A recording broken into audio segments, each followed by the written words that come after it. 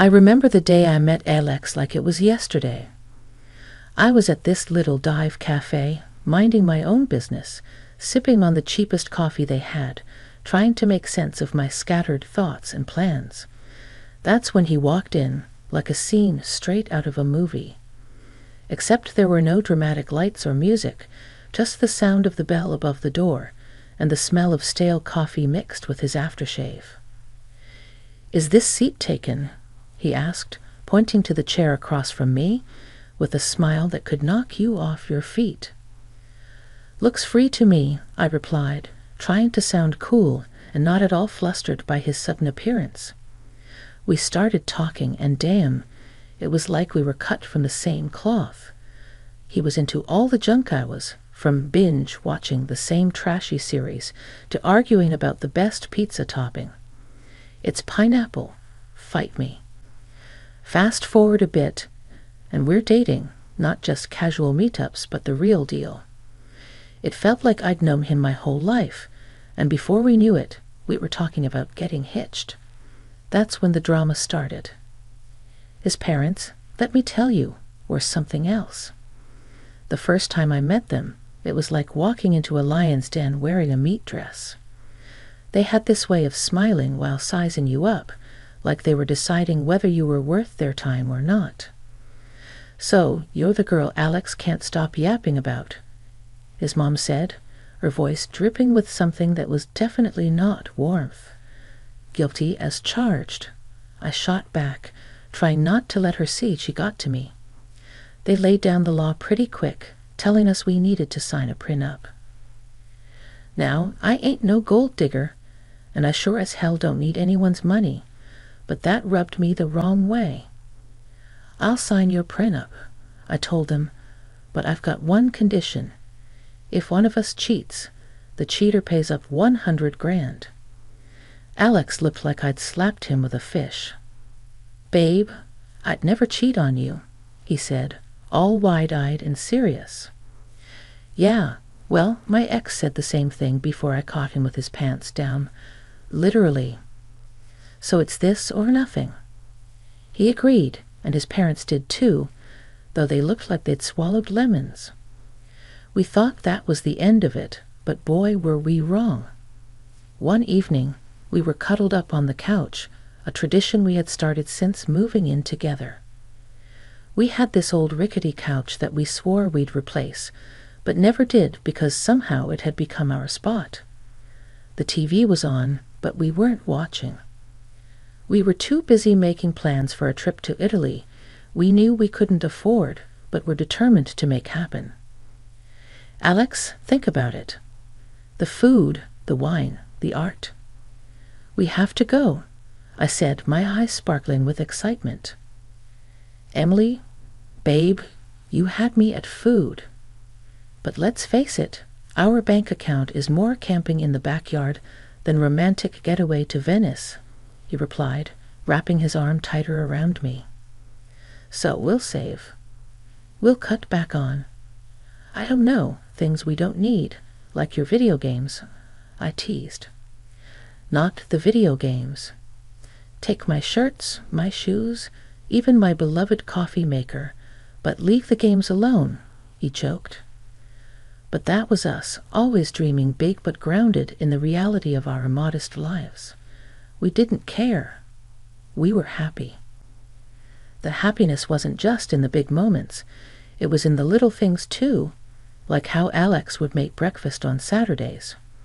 He couldn't cook to save his life, but he'd somehow mastered the art of scrambled eggs and toast, which he'd serve with a side of his terrible coffee. I'm thinking scrambled eggs today. What do you think? He'd ask, already heading to the kitchen. Only if you promise not to burn the toast this time. I'd call out, followed by, and I'm making the coffee. One day the topic we had been avoiding came up. We were doing dishes together, a mundane task that somehow felt special because we were doing it together. Emily, we need to talk about, starting a family, Alex said, breaking the comfortable silence. I know it's scary, isn't it? What if? What if we can't? I replied, nerves and love mixing in my voice. Then we'll deal with it together. But we won't know until we try, right? I mean, how hard can it be? I laughed, a mix of nerves and love. Famous last words, babe. But that's how it was with us. No matter what we were facing, we faced it together.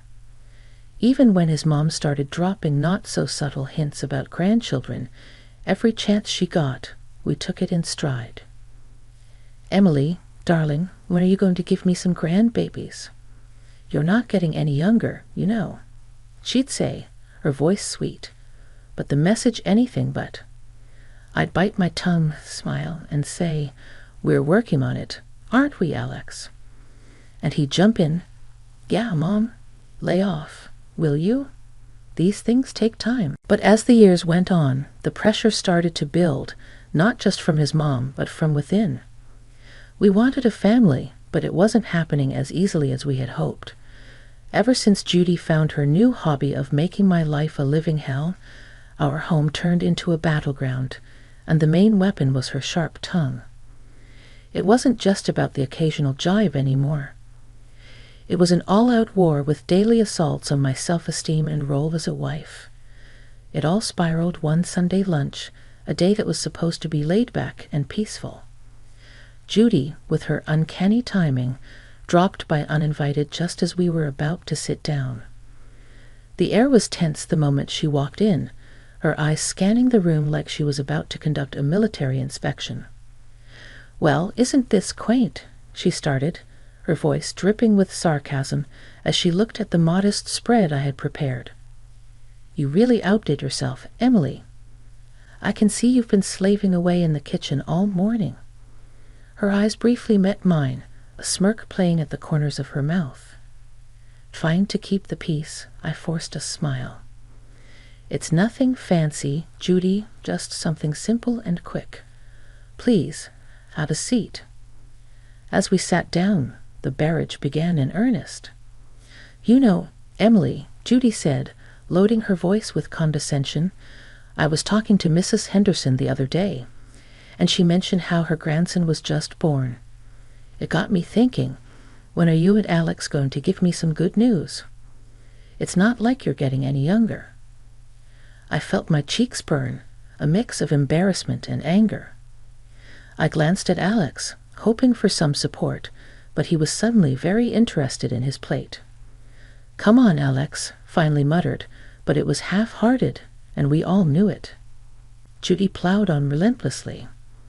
"And Alex, dear, I don't mean to be cruel, but you're not a charity. You work hard for your money. Why waste it on Emily if she can't do her basic duties as a wife? A cleaning service and a cook would be much more efficient, don't you think?" That's when I couldn't hold back any longer. "Judy, I am trying my best here. It's not like I don't want to have kids, and as for the house and my cooking, well, I didn't realize marriage was a service contract." Judy scoffed. "Well, it's not a free ride either. You have responsibilities, Emily, which are clearly not fulfilling." The room was heavy with tension, and I could feel the tears pricking at the back of my eyes. But what hurt the most wasn't Judy's words. It was Alex's silence. He finally spoke up, but it wasn't to defend me. "Yeah, Mom has a point. Maybe we should consider getting some help around here. Would make things easier for you, too." His words felt like a betrayal. It was clear I was on my own in this. Over the next few days, Judy's visits became more frequent, and with each visit, her criticism grew sharper. She'd inspect the house, pointing out every speck of dust or pillow out of place. "You call this clean?" She'd scoff. My eyes must be deceiving me because this looks like a pigsty. Then came the comments about my appearance. "Is that what you're wearing? You know, a wife should dress to please her husband. It's no wonder Alex is always so tired. He has to come home to this." I tried to fight back. "Judy, I don't dress for Alex. I dress for myself. And he's always so tired because he works hard, not because of what I wear. But it was like talking to a brick wall. Judy had made up her mind about me, and nothing I said or did would change it. Alex's stance, or lack thereof, was the biggest blow. Each night after his mom's departure, we'd argue. "Why won't you stand up for me, Alex? She's walking all over us, and you're just letting her." "Emily, she's old, set in her ways. What do you want me to do? Kick my own mom out?" "No, but I want you to be my husband, to stand by me, not her." It was clear this was more than just about Judy's disapproval. It was about us, our marriage, and whether we were strong enough to stand together or let Judy's criticisms tear us apart. As the days turned into weeks, I realized that this wasn't just a phase. It was a full-blown siege, and if we didn't do something soon, there might not be anything left to save. Things between me and Alex had been icy since Judy ramped up her campaign of critique. But it wasn't just the home front that was feeling the strain. Alex himself had started acting weird, and not in a "he's just stressed at work" kind of way. It was something else, something that made my stomach twist and knots. It started with the phone calls. Alex had always been pretty open about his phone. We didn't keep secrets from each other. But then he started stepping out of the room every time he got a call, and it was always the same caller ID. "John. Work." "Who's John? Work?" I asked one evening, trying not to sound too needy. Alex flinched, a telltale sign that he was on edge. "Just a new guy at the office. Lots of questions, you know." But it didn't stop there. Alex, who was as far from a fashionista as you could get, suddenly started caring about his appearance. Gone were the days of graphic tees and worn-out jeans. Now it was all crisp shirts and slacks and cologne. He was using cologne now. Since when did he care about smelling like a department store? What's with the new look? I asked one morning, watching him comb his hair in a way I'd never seen before. He just smirked a little too quickly, just felt like changing things up. No harm in that, right? And the late nights at work, they were becoming a regular thing. "Another long one, babe," I texted, trying not to sound too needy. "Sorry, this project is killing me." "Won't be late, I promise," he'd text back. But the clock would tick well past midnight before I heard his keys in the door. I tried to shake the feeling that something was off, but it clung to me like a shadow. That's when I decided to hire a private detective. It felt like something out of a bad TV show. But I had to know for sure. The evidence came in a plain brown envelope, the contents as damning as they were heartbreaking. Photos of Alex with another woman, their intimacy undeniable, captured and frozen moments that shattered our years together. But it was the recording that cut the deepest, their conversations filled with endearments and plans, leaving no room for doubt. They were in love, or at least he was with her.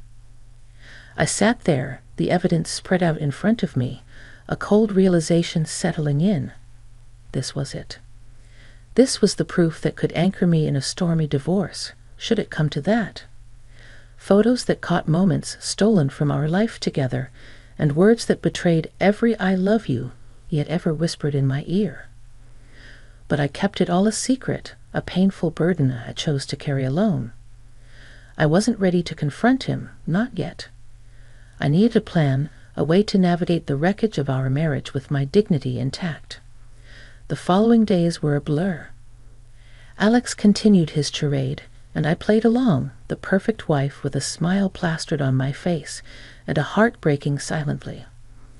Our conversations became a dance around the truth, each word measured, every laugh forced.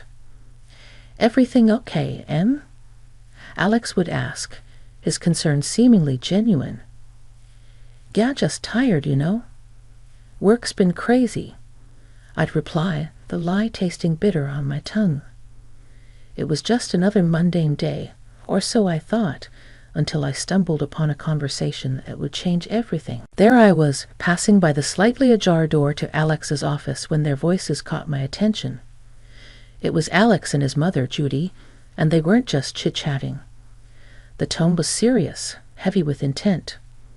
"I'm telling you, Mom, I can't do this anymore. It's not just about the kids. I've lost all feeling for Emily. It's like we're roommates, not husband and wife." Alex's voice, strained and tired, floated through the gap. Judy's voice, ever so sharp, replied, "Well, of course, you feel that way. She's not given you a child, and let's be honest, what else has she brought to this marriage? But let's not be hasty. My 70th birthday is coming up, and we wouldn't want to miss out on a generous gift from her, now would we?" The cynicism in her voice was like a knife twisting in my gut. They were plotting against me, using me until they deemed it convenient to throw me aside. And after we get a nice expensive gift, we can kick her to the curb, right? Alex said, his voice cold and calculating. "Exactly, dear, just bide your time a little longer," Judy confirmed, her voice dripping with malice. I stood there, rooted to the spot, a mix of shock and anger boiling inside me. They were planning my exit from this family as casually as one would plan a grocery list. The hurt was deep, but it sparked something else in me, a burning desire for revenge. They thought they could use me, discard me at their convenience. I'd show them I wasn't just some pawn in their twisted game. A few days later, during a family dinner that felt more like a farce than a meal, Judy brought up her upcoming birthday with the same smirk that I had come to despise. She leaned in and asked, "So, Emily dear, what are you planning for my birthday? Something special, I hope." I met her gaze, my face a mask of calm. "Actually, Judy, I was thinking of throwing you a dinner at the city's most luxurious restaurant. A night you won't forget," I replied, the words tasting like ash in my mouth. The weeks leading up to Judy's 70th birthday felt like a slow march towards D-Day. Every smirk from her, every indifferent shrug from Alex, fueled. My resolve, the plan was simple yet bold, just like the movies. Host a lavish dinner at the city's most luxurious restaurant under the guise of a loving gesture, then drop the bombshell. But like any good plot, the devil was in the details. The night before the party, the tension at home was palpable. Alex, oblivious to the storm brewing, was casually lounging on the couch, scrolling through his phone. "Everything set for tomorrow?" he asked, not looking up. "Oh, you could say that," I replied, my tone belied the turmoil inside. The day arrived, and as guests started to fill the opulent dining room reserved for Judy's celebration, the air was thick with anticipation. Judy, ever the queen bee, basked in the attention, lavishing in the luxury of her surroundings. "Oh, Emily, you've outdone yourself. This place is exquisite," she exclaimed, her voice loud enough for nearby tables to hear. As we all settled in, the meal proceeded with the kind of forced mirth that comes with such family gatherings. Laughs were shared, stories exchanged, and then, as the dessert plates were cleared away, the waiter approached with the final act of the evening, the bill. He leaned in discreetly, informing us the dinner cost was $33,000. Without missing a beat, I handed over my card, the gesture unnoticed by most. It was then Alex, with a smirk that didn't reach his eyes, decided to drop his bombshell. "Emily, I think it's time everyone knew. I'm tired of this, of us. I want a divorce." The words hung in the air, a toxic cloud that seemed to suffocate all other noise in the room. Before I could even process the full weight of his statement, Judy piped up, her voice sharp and unforgiving. "Well then, since that's out in the open, I think it's best you leave, Emily. We're celebrating family tonight, and well, you're no longer part of it." The room went deadly silent. Every eye was on me, waiting to see how I'd crumble. that I didn't. With a calm I didn't feel. I stood, nodded, and walked out without a word. The cool night air hit me like a slap as I made my way home, the finality of everything that had happened washing over me in waves. By the time I reached his apartment, a plan formed. I packed my essentials, the numbness giving way to a cold resolve. This was it, the end of one life and the start of another. As I zipped the last suitcase, my phone started buzzing, a relentless, insistent vibration that I initially ignored. Curiosity, however, got the better of me. Judy's voice screeched from the other end. "Emily, the payment didn't go through. You need to fix this now." The sweet, sweet irony. In my preparations for the inevitable, I had secured my exit strategy. I had blocked the shared account, knowing it would be the first thing Alex would try to use against me. Oh, Judy, that's unfortunate. But since I'm no longer part of the family, as you so eloquently put it, I'm afraid you'll have to sort this out yourself. Her outrage was palpable, even through the phone, but it was music to my ears. The chaos that unfolded was a fitting end to the farce my marriage had become. Reports came through the grapevine of the restaurant staff demanding payment, of Judy's escalating tantrums, and eventually the arrival of the police to calm the storm she had become. In the end, it was Alex and his relatives who had to pull together the money to settle the bill, a poetic justice for the betrayal and humiliation they had subjected me to. The morning after the dinner disaster felt like waking up to the aftermath of a storm. I had my plan, my resolve, and a set of divorce papers in my hand as I made my way back to what used to be our shared home for the last time. The moment I stepped through the door, the air crackled with tension, thick enough to cut with a knife. Alex and Judy were there, looking like they'd been arguing. The sight of me seemed to unite them in hostility. "You've got some nerve showing up here after last night," Alex spat out, his face a mix of anger and disbelief. Judy, ever the viper, was quick to add her poison. "Ungrateful wretch. You've embarrassed us in front of the whole city. Do you know how humiliating it was to have the police calm me down? People were laughing, filming." I met their fury with a calm I didn't feel. "Embarrassed? You think that's your biggest problem right now?" I tossed the divorce papers on the table, the photos of Alex's infidelity on top. "You should be more concerned with this." The color drained from Alex's face as he picked up the photos, his mother peering over his shoulder. Their outrage turned to shock, then panic as they realized the extent of what I had. "And let's not forget the prenup, shall we?" I continued, my voice steady. "You cheat, you pay. $100,000 to be exact." Judy's face twisted into a snarl. "You wouldn't dare. You can't do this to us." "Oh, but I can and I will." My tone was cold, final. Alex, the reality of the situation finally dawning on him, switched tactics. "Please, let's talk about this. We can fix it." I couldn't help but laugh, bitter and hard. "Fix it? You think you can just undo everything with a few words?" "No, Alex, it's done." Judy, ever the manipulator, tried to soften her approach, her voice dripping with false concern. "Emily, darling, think about what you're doing. This will ruin us." "That ship has sailed, Judy. You should have thought about that before." The begging turned to pleading, their words a desperate scramble to salvage what they could. But my mind was made up. I was done being the victim, done with their lies and manipulations. In the end, Alex had no choice but to borrow the money from his parents to pay me. As I left that house for the last time, check in hand, I felt a weight lift off my shoulders. After everything went down, I used the payout from Alex to put a down payment on a small but cozy place of my own. It's funny, how much peace you can find in the walls of a place that's just yours, where every nook feels like a sanctuary from the chaos of the past.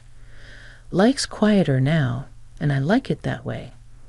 I've got a job that keeps me busy, busy neighbors who nod and smile, and a little garden that's all mine to tend to. But every once in a while, the grapevine tosses a juicy bit my way about Alex and Judy. Just the other day, I was grabbing coffee from the corner spot where locals hang, and I bumped into someone from the old neighborhood. After the usual pleasantries, they leaned in, voice dropping to a conspiratorial whisper. "Hey, have you heard about the latest drama with your ex and his mom?" they asked, eyes gleaming with the thrill of gossip. I couldn't help but raise an eyebrow, a mix of curiosity and detachment taking hold. Can't say that I have. Do tell. Well, they started, clearly savoring the moment. It seems Judy's not too pleased with Alex's new girlfriend. Word is they're at it like cats and dogs, makes your situation look like a walk in the park. The conversation moved on, but as I walked away, coffee in hand, I couldn't shake the feeling of utter relief. There was a time when news like that would have sent me spiraling, but now it was just another piece of someone else's story. These days, my biggest concern is whether my tomatoes will ripen before the squirrels get to them, or if I'll ever get the hang of yoga without looking like a newborn deer on ice. Life's simpler, quieter, and infinitely sweeter on this side of chaos.